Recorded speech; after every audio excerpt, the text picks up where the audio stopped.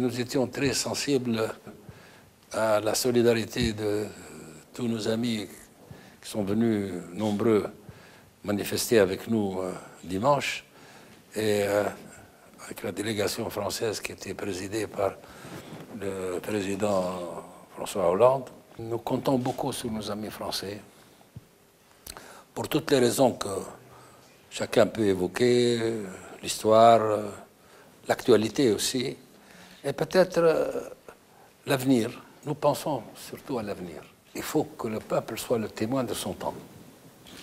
Et le témoignage de notre temps, c'est que d'agir pour un État du XXIe siècle, en faisant tout pour préparer les futurs dirigeants sur des bases qui sont semblables à tous leurs semblables dans les pays développés.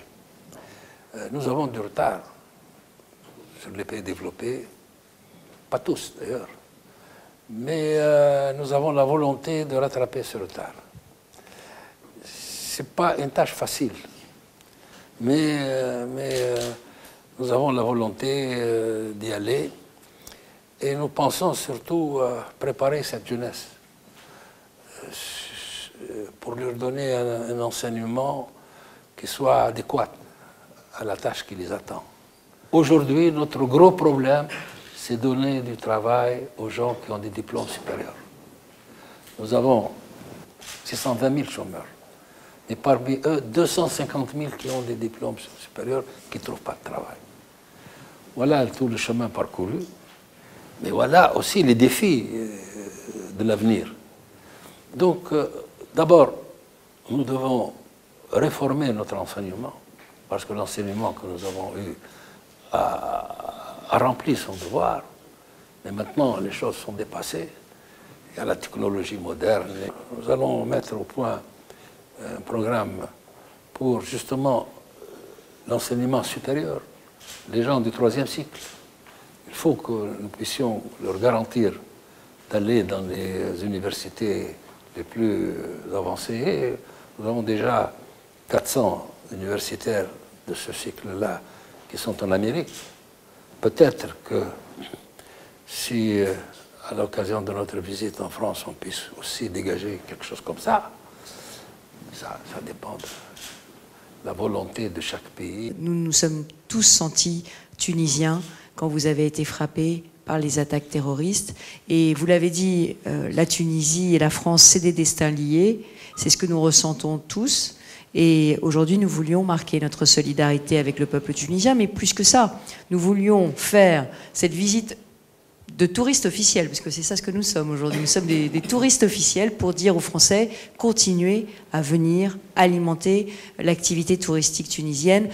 Les Tunisiens ont besoin de cette activité économique, c'est essentiel pour eux, et la Tunisie doit pouvoir fonctionner comme avant, créer de la richesse, nourrir son peuple. Et nous voulons surtout marquer notre soutien au processus que vous avez enclenché, qui est une formidable source d'espoir pour nous en France et je pense pour toute la Méditerranée. Merci. Monsieur le Président, comme ma collègue Valérie Pécresse vient de le dire, nous sommes là pour manifester notre amour, notre amitié de la Tunisie, qui est une amitié ancienne.